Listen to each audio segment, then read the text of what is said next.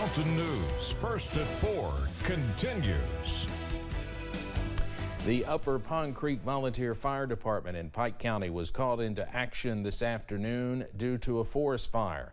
That fire was spreading rapidly due to the dry conditions and high winds, but the response of the local fire department ensured no homes or structures were damaged. The National Weather Service had issued a red flag warning earlier today due to the conditions from noon until 6 o'clock tonight, and we spoke with Pike County emergency management officials about that fire and the swift spread. Basically, a red flag warning means that conditions are the perfect storm for wildland fires to progress very fast. As of 2 p.m., the fire had damaged multiple acres of woodland property, and the Kentucky Division of Forestry had arrived to assist the volunteer firefighters.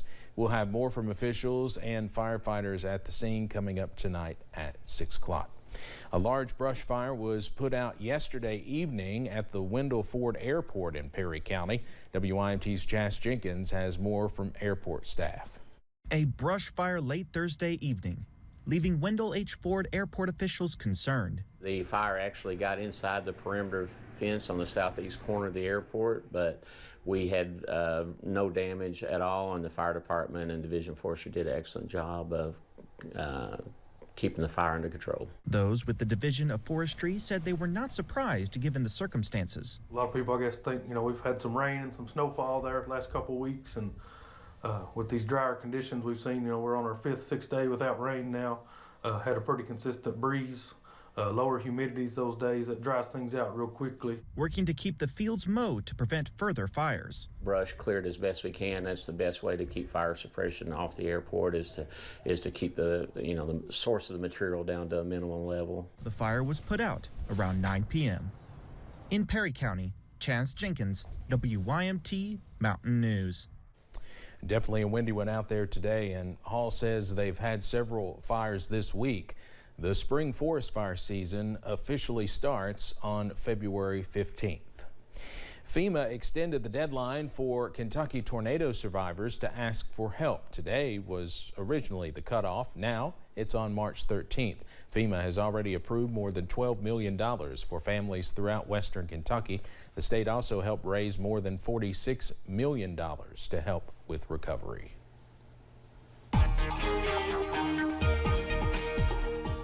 And you heard Pike County Emergency Manager there, Nee Jackson, talk about what we were dealing with when it came to some of the fire weather. The red flag warning remains in effect through this evening for just about everybody.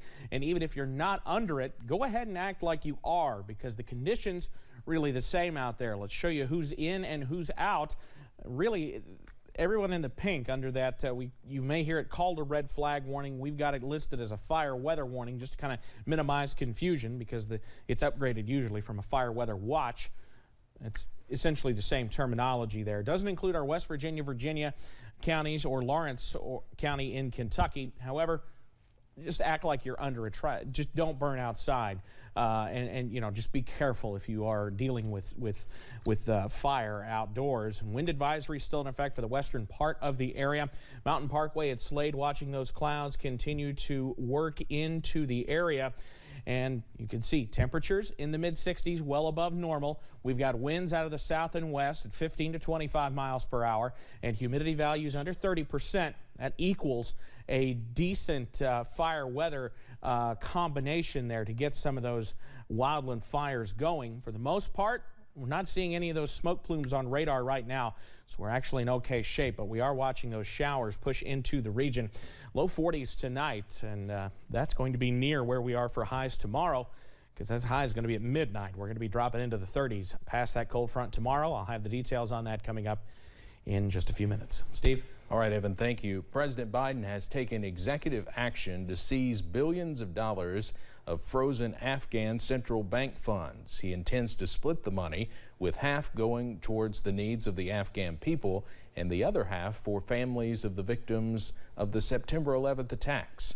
An attorney representing several of the families impacted calls it welcome news. CBS's Skylar Henry has more from Washington.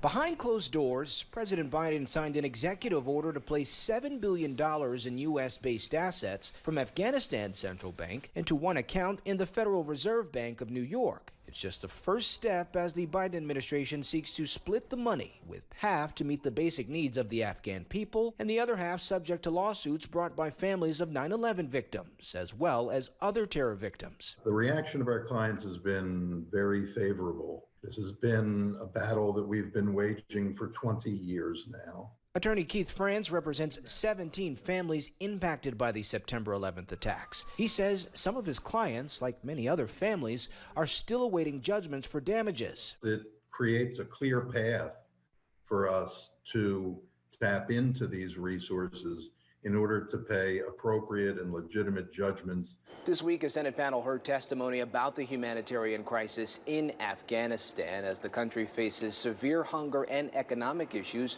under Taliban rule. Less than 2% of Afghans will have enough to eat this winter. Media reports of young girls being sold into marriage are true. Media reports of people having to sell their organs to feed themselves, also true.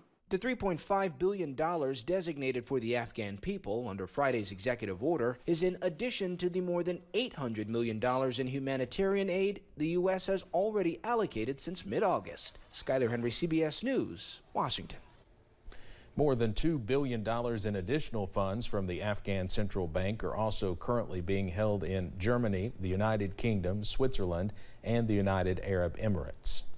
Two Democratic members of the Senate Intelligence Committee have raised concerns about information on Americans gathered by the CIA. A letter by Senators Ron Wyden and Martin Heinrich, written in April of last year, summarizes those concerns.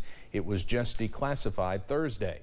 The senators referred to the information gathering as warrantless backdoor searches of Americans. The CIA has not revealed exactly what information it has, but says all its collections activities have been conducted in compliance with U.S. law. The Senate has advanced a controversial bill that reignites the debate over tech platforms' legal protections. The legislation, known as Earn It Act of 2022, targets how websites handle child sexual abuse. Under the bill, states could bring civil and criminal lawsuits against a tech platform that knowingly facilitates the spread of child pornography. The bill would also create a commission that would publish voluntary best practices, effectively telling websites how they may earn their liability protections. Critics say this opens the door for censorship and overreach by the government. If you paid your taxes last year but still got a notice saying you owe money, you can probably ignore that.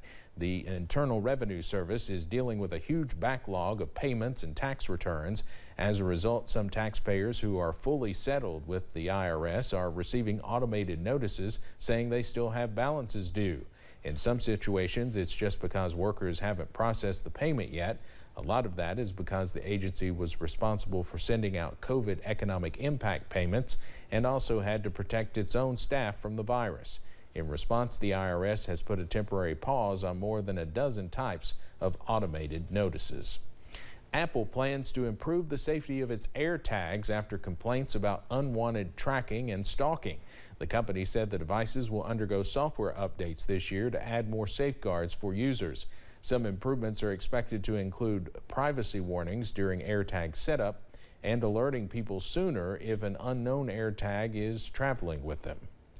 A federal judge has put the gray wolf back on the endangered species list, reversing a Trump-era wildlife decision. The judge's ruling is in favor of the Humane Society and other wildlife organizations. The Trump administration removed the animal from the list under the assertion its population had sufficiently recovered. In response, the wildlife organizations filed a lawsuit. They claim the U.S. Fish and Wildlife Service failed to take proper consideration when removing them from the endangered species list in the Great Lakes states. A small Ohio town is in the news for some unusual comments made by the mayor. It happened during a Hudson City Council meeting discussion on allowing ice fishing at Hudson Springs Park.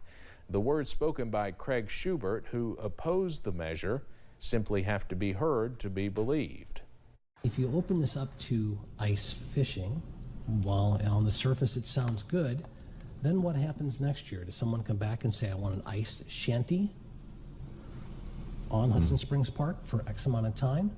And if you then allow ice fishing with shanties, then that leads to another problem: prostitution. The mayor has not elaborated on his ice fishing to prostitution remarks as of today. The Summit County Prosecutor's Office condemned his remarks. Coming up on First at 4, the Super Bowl is one of the biggest food days in North America, but rising costs could put a damper on festivities this year. And we'll likely see a few showers work into the region tonight, but don't worry, they'll be gone by Super Bowl Sunday. I'll have the latest on when those showers could arrive coming up.